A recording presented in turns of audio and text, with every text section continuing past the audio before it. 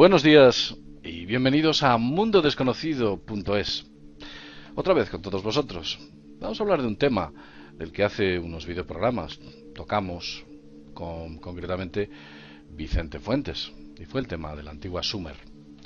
Hablamos un poco de las costumbres de la antigua Sumeria y posiblemente dónde se encuentran esos dioses en la actualidad, un poco por encima.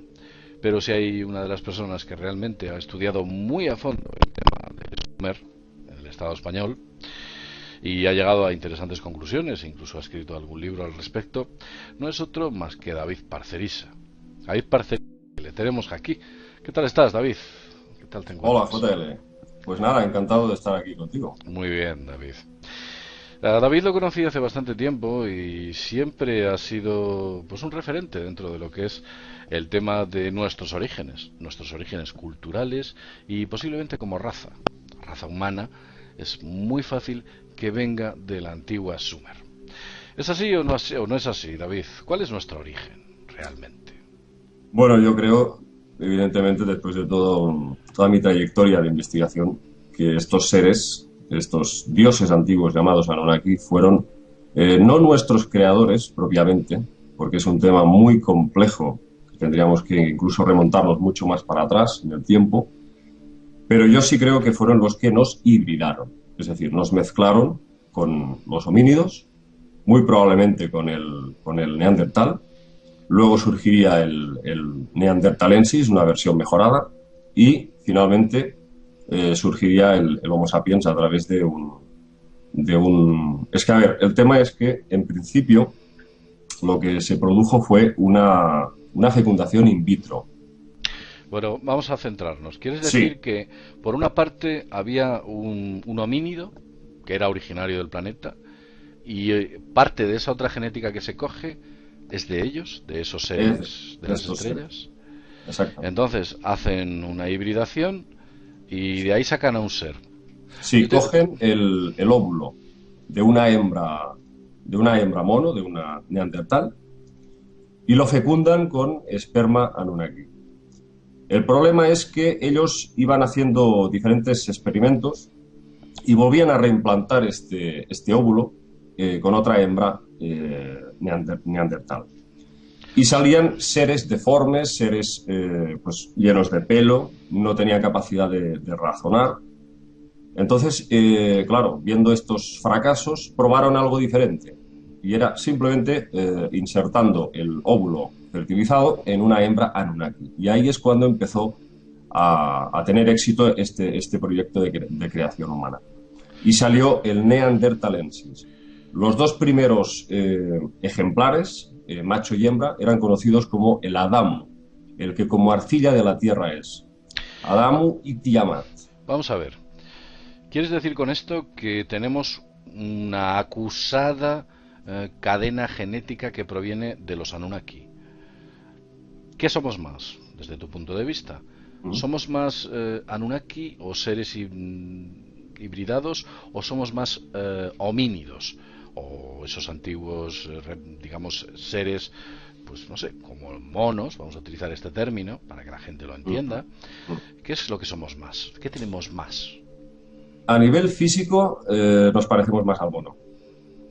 O sea, Y ¿ellos son distintos físicamente o son también, tienen aspecto homínido, brazos, piernas? tienen aspecto antropomórfico, semi-humano, pero yo creo que eran reptiles. Reptiles humanoides de muy alta estatura y bastante diferentes a nosotros en muchos aspectos. Pero yo creo que hemos heredado de estos homínidos, del Neandertal, el aspecto físico y a nivel psicológico la parte emocional que nos caracteriza como humanos, los sentimientos, la empatía.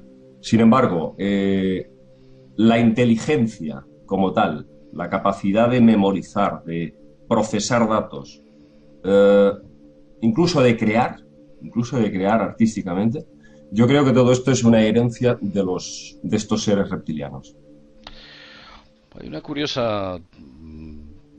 curiosa, una traducción de las tablillas sumerias que ¿Mm? efectúa Zecharia Sitchin, en el cual Inanna, cuando la madre de la que diseña, la genetista, creo que es Inanna, No, no, es Ninhursag. Nikursag, Sí. La genetista que diseña al ser humano en base a, o a ese híbrido, en base a los requerimientos de Enki y Enlil. En un momento dado, yo recuerdo en los libros de Zecharia Sitchin que dice lo siguiente. Le pregunta Ninkursag a Enki y Enlil, bueno, ya tenemos el ser, dice ahora, ¿qué iniquidades queréis que albergue el corazón del ser humano? O sea, como que se nos puede programar la envidia, el odio, los celos, Totalmente. o sea, como que las iniquidades se pudiesen meter ahí. Y entonces, bueno, pues al parecer se nos incluyen dentro de ese código iniquidades que, bueno, pues hace que entre nosotros mismos seamos nuestros propios depredadores, qué duda Por cabe. supuesto. Algo que les viene muy bien. Exactamente, les viene muy bien y ahí has dado con un tema que yo creo que es, vamos, la base para comprender el estado en el que se encuentra nuestro planeta, nuestro mundo, y es por eso precisamente. Estas iniquidades que tú mismo dices que introdujeron, pues es un vehículo a través del cual ellos gozan a través de estos conflictos que vamos generando por codicia, por poder, por ambición y constantemente se van alimentando de nuestro sufrimiento. Pues es curioso que digas codicia, poder y ambición, porque esas tres características, esas son o pertenecen a lo que podríamos denominar la selección natural o el más fuerte es el que sobrevive, situado en la famosa parte reptil de Sí, nuestro físico. en estos cerebros. Sí, Sí, sí, sí, sí. es Cerebro reptiliano. claro, la supervivencia, el que es más fuerte, el competir, la codicia, todo este tipo de cuestiones Incluso van vinculadas. la territorialidad, La por supuesto. territorialidad, El por sentido de la ejemplo. supervivencia ante situaciones límite, o tú o yo, este tipo de historias es totalmente regido por el cerebro reptiliano y la frialdad absoluta. Mira, Te voy a hacer una pregunta, porque la creación del hombre aparece en muchas culturas, entre ellas y en una gran analogía, pero desde luego los sumerios son mucho más concisos, más concretos. Creo que a los dioses no les sale bien el primer juego de hombres o de seres humanos, les sale perfecto, ¿no? Demasiado bien hecho, bien, tanto sí, que les preocupaba, ¿no? Que te fueran. explico. La primera fase de creación, digamos, viene dado por este proceso que te he explicado, más o menos in vitro, en el que aparece Adamu y Tiamat, ¿no? Lo que pasa que a base de miles de años, en los textos sumerios se dice que el gen, el gen de los Anunnaki, que rige precisamente el estado consciente, es el que otorga al homínido el estado consciente, la inteligencia. Pues con este proyecto del Adamu y Tiamat, a base de miles de años, sus descendientes se van degradando. Degradando significa que empiezan a robar la comida a los dioses, empiezan a saquearlo todo, se pasan el día copulando, dicen los textos, o sea, se vuelven salvajes, en estado primitivo otra vez.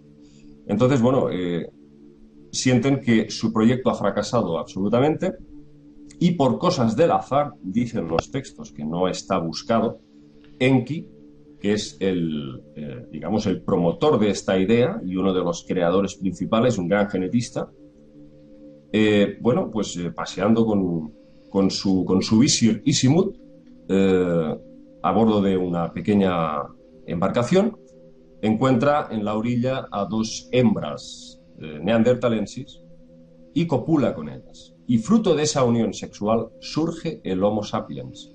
Y efectivamente, Adapa, que es el primer hombre, Adapa y Titi, son una versión que respecto a nosotros es mucho más mejorada. A nivel genético, a nivel de capacidades incluso psíquicas, eh, hay varias menciones en los textos que hablan de telepatía, de premoniciones, de, digamos, sí, una versión mucho más mejorada. Pero tengo entendido que esa versión tan mejorada no les iba bien, ¿no? Creo que esa versión mejorada, en un momento dado, incluso ellos dicen, estos seres acabarán siendo como nosotros Ahí estaba, y rivalizarán nuestro poder a frente a ellos. claro. Y en un momento dado les dice, debemos acabar con estos seres, con todos. Evidentemente, por miedo a que esa creación supere a su creador. Hay una cosa curiosa, corrígeme si me equivoco porque lo recuerdo haber oído hace mucho. Recordar que los textos de Zecharia Sitchin para la eliminación de estos hombres o homínidos o seres más perfectos que nosotros, estaban mucho más preparados, ellos dicen que les acorta la vista, les acorta la visión. Yo no sé exactamente, entonces se mueren, van desapareciendo. Yo desconozco si se mueren sencillamente porque al no ver no pueden cazar y su estirpe va desapareciendo, pero me parece que él pronunciaba algo así como que les acorta o les reduce o les ciega o les algo les debe tocar en algún punto, no sé si es que los envenena o químicamente les prepara algún tipo les hacen algo, que estos seres, bueno, pues finalmente fallecen y no queda nada de ellos.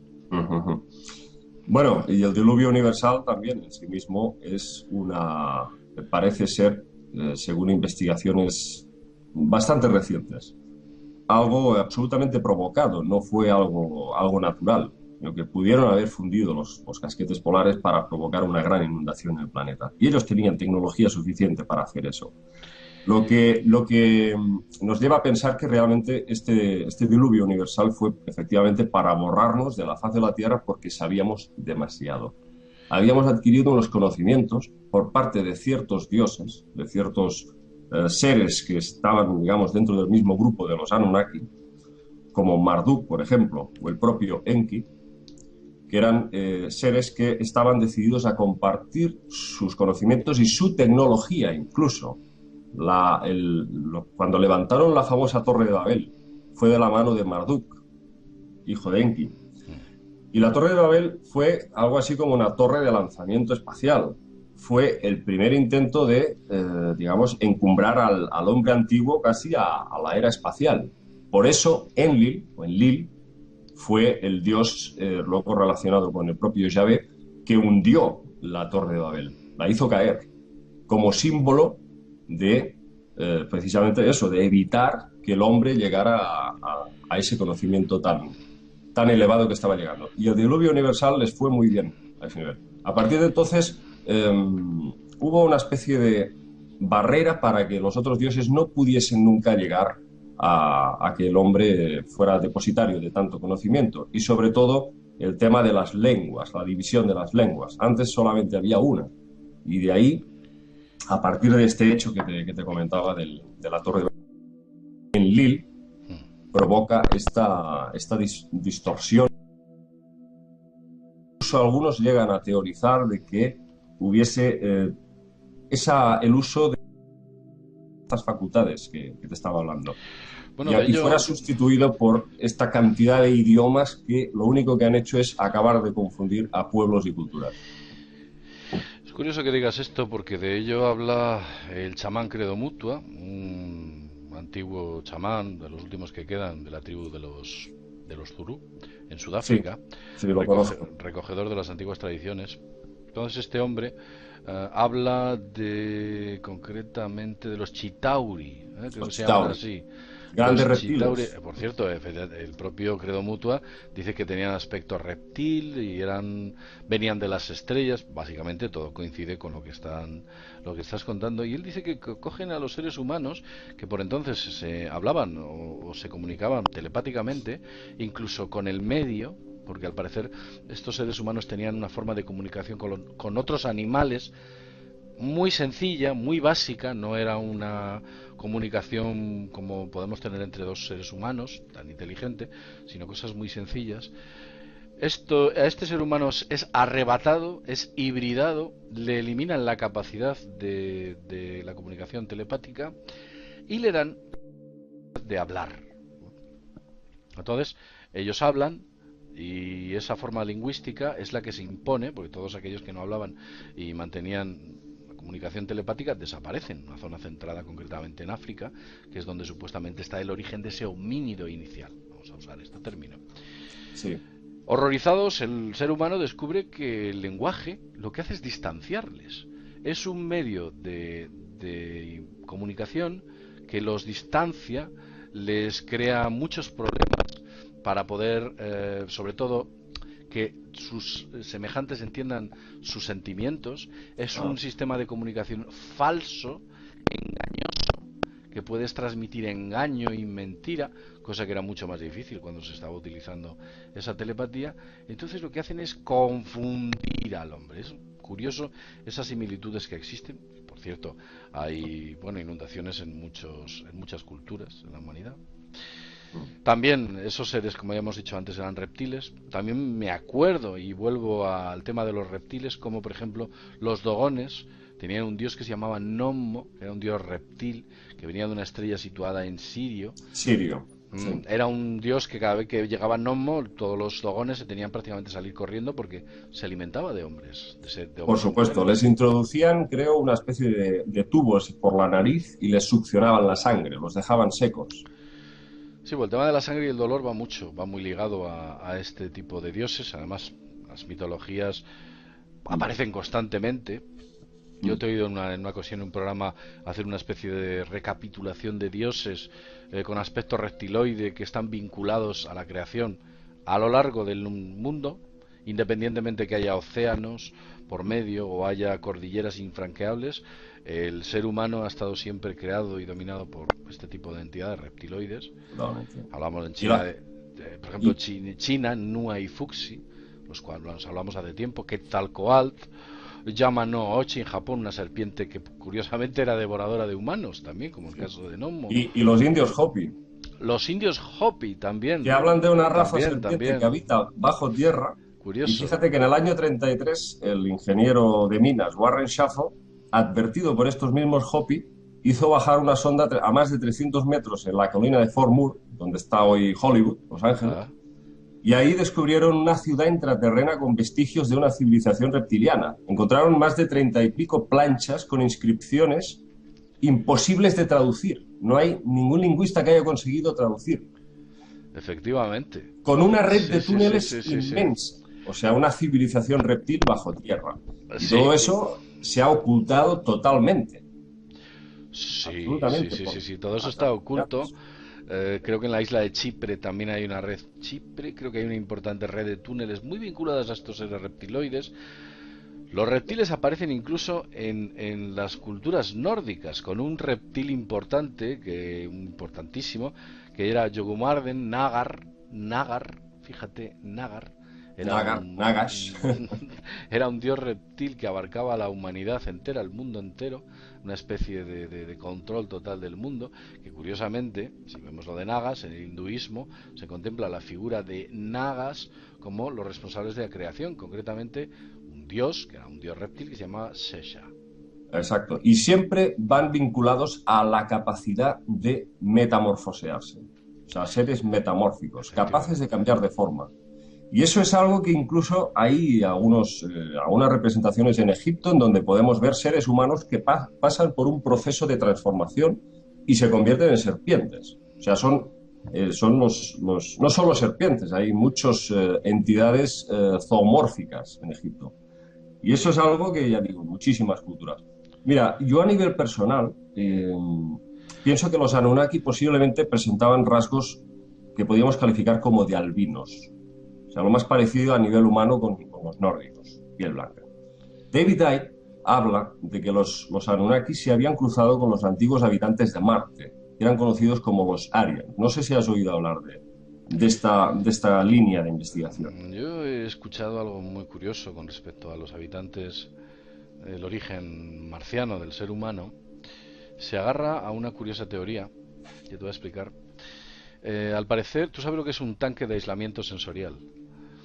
Un tanque de aislamiento sensorial es un tanque de agua altamente salina en el cual tú te metes, te cierran, hay una pequeña lucecita y empiezas a meditar.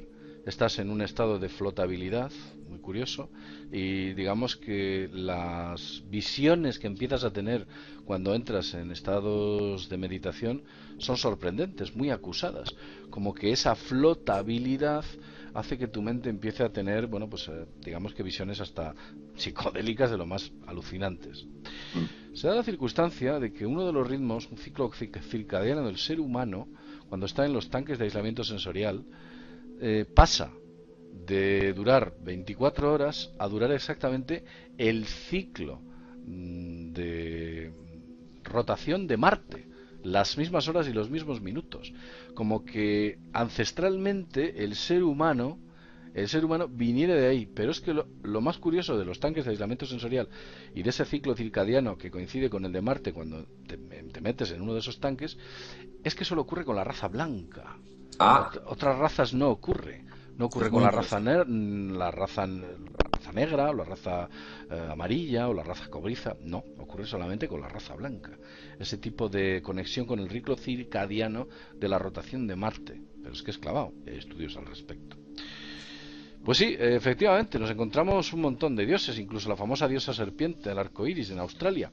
en Australia, sí, señor. Curiosamente, cuando vemos a Elizabeth, la reina Elizabeth, aparece en uno de sus cuadros con un arco iris, muy misteriosamente, como hablando de una segunda, como otra dimensión, como otro punto, otro lugar, y es muy recurrente la figura del arco iris dentro Y de... luego, otro tema que también creo que es muy importante es el símbolo del caduceo. Las dos serpientes enroscadas que representan el conocimiento. Efectivamente, el Porque símbolo era el símbolo de Enki que luego cedió a su hijo, a su sabio hijo Ningishida. Ningishida. Sí. Efectivamente, es que El son dos serpientes, es el caduceo, es Nua y Fuxi, es que es lo mismo, Exactamente, es que son exactamente. iguales, además Frank, Pero fíjate, JL, que hubiesen podido representar ese símbolo con gusanos, con cuerdas, con lianas, pero no, tenía que ser con serpientes. Y ahí subyace la naturaleza reptil de estos seres, que nos manipularon genéticamente y es su forma de decirnos, nosotros os creamos. por Es, supuesto. por así decirlo, su marca de fábrica, el copyright. El caduceo, al mismo tiempo, simboliza la sabiduría. Y uno se pregunta, ¿qué clase de sabiduría tiene la serpiente? No es un animal especialmente inteligente. Bueno, pues evidentemente se refiere a los Anunnaki. Ellos sí tenían ese conocimiento. Claro, ¿por qué crees que Ningishida en sus representaciones está flanqueado por dos elefantes? Dos elefantes no, dos leones o dos perros o dos leones, algo, una serie de caninos que representan los guardianes del conocimiento, como Los aparece guardianes. constantemente en muchas culturas en las que aparecen edificios muy secretos flanqueados por dos leones. Véase Exacto. incluso el Parlamento español también tiene ese tipo de figuras, o la ciudad prohibida, me parece que es en Beijing, me parece que es la ciudad prohibida en China, también aparecen los dos leones y aparecen innumerables culturas esos leones, y por supuesto en el Ningishida aparece esos dos leones flanqueando y protegiendo a esa doble serpiente. Exactamente. Y Curiosamente. fíjate, JL, que mucha gente se cree que los Anunnaki eran humanos como nosotros. Y Sitchin mantenía esta postura. Él omite totalmente cualquier evidencia reptiliana. Pero a Sí, más allá de... pero lo hace erróneamente, porque si observas las tablillas, en no pocas representaciones aparecen demasiadas, y mira qué palabra uso, escamas. Exactamente, exactamente. Eso es muy importante. Pero para mí lo que es vital, y eso la gente tiene que empezar un poco a reflexionarlo y a cuestionárselo, es que los artistas sumerios lo representaban como humanos. Y ya se lo tragan, pican el anzuelo. Pero mucha gente no sabe que estos dioses les prohibieron que le reflejaran en su aspecto real. Y eso está explícitamente citado en los textos sumerios. Y luego está el tema de las estatuillas encontradas al norte de Irak, en el yacimiento de Jarmo. Y son estas que te muestro a continuación. Cultura Esto es presumérica. Sí. una reproducción casi idéntica de una amiga mía. Este es macho Ah, y esta es la más interesante, la hembra. Podemos ver este cráneo completamente dolicocéfalo, que ah. luego verás que Tutankamón, Nefertiti o Akenatón, los faraones, tenían evidentemente unos cráneos sospechosamente alargados también. Con lo cual, aquí ya podemos... De hecho, sus coronas reales tenían que ser alargadas, las del Alto y del Bajo, concretamente las del Alto y Bajo Egipto cuando se funden, y ese alargamiento no es sencillamente porque colocasen tablillas. Si yo coloco tablillas a un niño y presiono su cráneo para deformarlo, no obtengo duplicar o triplicar la capacidad craneal. obtengo la misma Exactamente. capacidad craneal con distinta forma. En este caso, esos seres como el que tú sostienes en la mano, la capacidad craneal es notablemente. Muéstranos otra vez esa figura y qué tiene en la mano, como un niño, Este niño que podemos ver que efectivamente aún tiene un aspecto más reptiliano que la propia madre. todavía más, todavía Todavía más. más. Es Exactamente. sorprendente. Es Sí. sorprendente. No, no, es muy interesante. Yo estoy convencido de que estos seres tenían un aspecto muy, muy parecido. El tema de los cambios de forma, yo creo que tiene mucho que ver con la capacidad que tenían ellos de saber utilizar al máximo de potencial la glándula pineal. Y eso es un símbolo que aparece constantemente en los grabados sumerios, que aparecen los Anunnaki sujetando Mm. una piña. Y eso para mí es un indicador de que ellos sabían cómo utilizar esta glándula pineal para trasladarse hacia otros planos, para poder abrir otras frecuencias hacia otros mundos. La puerta dimensional, la piña. Sí, Bueno, la piña y la concha, que aparece constantemente, una piña y una concha. Fíjate qué curioso, la piña, en el Vaticano hay una plaza que se llama la Plaza de la Piña. Y una hay piña enorme. una piña inmensa, oh, tremenda, no sé si tiene 4 metros de altura. En el centro de esa plaza hay un ojo ofídico que se puede ver Ofídico. claramente. Hay un post en Mundo Desconocido donde analizamos todo ese tipo de cuestiones. Y además, curiosamente, ese ojo se puede girar. Lo puedes girar, lo puedes rotar, como que estuviera diciendo, estoy mirando a todas las direcciones, os veo a todos. Y sobre esa piña, en la parte superior de la bóveda, hay una enorme concha que incluso aparece en algunos de los grabados sumerios relacionando esa concha con el famoso árbol de la vida. Piña, concha, ojo reptil, cada uno que lo Claro, conozca. esto nos hablaría de que si son capaces estas entidades de proyectar puertas hacia otros planos a nivel mental, imagínate que no podrán hacer a nivel tecnológico. Pues evidentemente a nivel tecnológico pueden hacer que hoy en día estén entre nosotros, nosotros no los veamos, estén dominando la economía, la política, las guerras, estén dominando nuestro sufrimiento, nuestras alegrías y nos tengan sencillamente como a ganado, que Por supuesto. posiblemente sea lo que estén haciendo. Yo Es creo que esto curioso. fue algo que cuando nos crearon quizás no eran conscientes de ello. Creo que es un proceso en el que gradualmente se dieron cuenta de que les podíamos suministrar un gran placer con nuestro dolor, con nuestro sufrimiento. Y de ahí viene todo bueno, toda la historia de la Biblia y Yahvé, que es una constante agenda, todo programado para que los pueblos de la Tierra se enfrentaran entre sí constantemente a través de múltiples guerras y Sí, enfrentamientos. es Eso curioso. es algo que, por lógica, debería de hacernos pensar un poco si el ser humano es tan estúpido como para estar siempre batallando. Bueno, Y además, realmente, observar un dato curioso. La zona de la Tierra donde ha habido más guerras, mm, ¿dónde es? Oriente Medio. oh, claro, Oriente Medio es la zona más caliente del planeta. Ya Josué se encargaba de matar, asesinar, destruir a los amorreos, filisteos, jebuseos, los hititas, los amaletitas, con el beneplácito de Jehová. Además, no solo aplaudía a Jehová, sino que les decía, oye, que no quede ni mujer ni niños.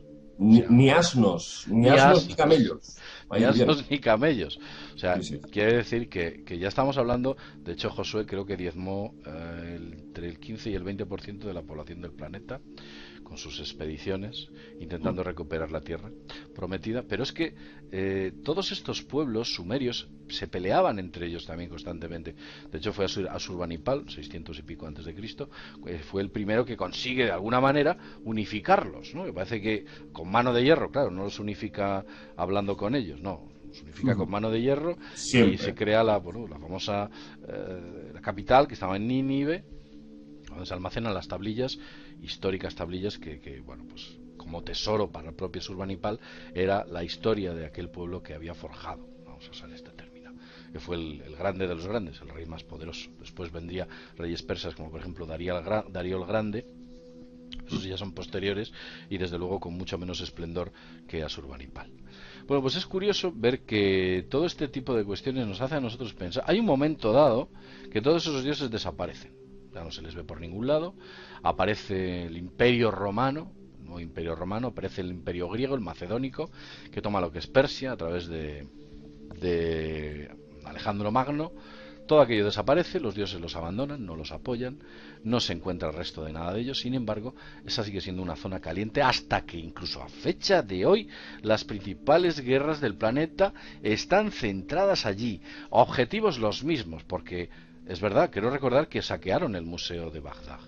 Sí, sí, en el año 2003 requisaron, robaron todas las tablillas, tesoros, estatuas que desde luego había en el Museo de Bagdad que nos hubiese podido aportar mucha información sobre estos seres, precisamente. Sí, sí, sí, porque no estaban traducidas todas. Creo que el proceso de traducción es lento, de tablillas traducidas, pero no las 22 o 23.000 que presuntamente había en el Museo de Bagdad, creo recordar, o que encontraron en Nínive. 22 o 23.000. Sí, incluso faltaban por traducir las dos o tres últimas tablillas que hablaban de cuál fue la suerte del rey de Uruk, Gilgamesh, que no se sabía, y hace recientemente poco, no sé cuántos pocos años, 2 o 3 años, un italiano, creo que se llamaba Giuseppe Pettinato o algo así, lo tradujo y fue el que vino a decir que Gilgamesh, al no conseguir la famosa inmortalidad que buscaba, está descrito en la epopeya épica de Gilgamesh, acabó suicidándose junto con toda la corte real. Esto es uno de los últimos datos que se han conseguido traducir. Imagínate cuántas más debe de existir de tablillas que hablan de cosas, vamos, muchísimo más reveladoras sobre nuestro propio futuro como especie. Sí, efectivamente, y todo aquello no solo está perdido en estos momentos, sino que posiblemente se encuentre en una inmensa nave industrial en manos de algún poderoso gobierno y clasificado como el más alto secreto. Es que fíjate que muchas veces hacen los militares auténticas tonterías, auténticas chorradas que aparentemente no tienen ningún sentido, como por ejemplo en mitad del desierto en Irak hacen explotar un misil. Ahí no hay ningún blanco militar. Sin embargo, la realidad es que debajo hay auténticas bibliotecas gigantescas, bibliotecas que solo ellos, a través de su tecnología, pueden Sí. captar bajo tierra. Hacen estallar esos explosivos para hundirlas, para que no haya más vestigios de todo esto. Efectivamente, es curioso porque hay una tecnología muy poco conocida, se desarrolló en los años 80, es tomografía de penetración de satélite, utilizan frecuencias de infrarrojo y concretamente fue una filtración de sus sistemas de espionaje satélites tipo Vortex, que los Vortex son muy parecidos al Hubble, curioso. Pero bueno, esta tecnología lo que hace es que envía ondas infrarrojas y dependiendo de la frecuencia penetra más o menos en el suelo y hace una composición tridimensional de lo que realmente se encuentra en el subsuelo. Es una impresionante tecnología, con lo cual lo que estás contando coincide bastante con la tecnología de los sistemas tales como el que he tenido ocasión de hablar ahora mismo. Bueno, David, llevamos 33 minutos hablando de este tema, es un tema fascinante, daría para hablar mucho más. Estarás más en Mundo Desconocido si tú quieres, evidentemente, para hablar de estos temas y de otros, que sé que no solo te centras en el mundo de la antigua Sumeria y los antiguos dioses, sino que has diversificado tus conocimientos e incluso tienes experiencias personales bastante interesantes que estaría bien que nos las contases. Pues nada, David, agradecerte que estés aquí con nosotros. Muchas gracias. Para mí un gran honor, JL. Muy bien, Gracias. pues nada más y más. Desde mundodesconocido.es nos vemos en el próximo videoprograma. Hasta pronto.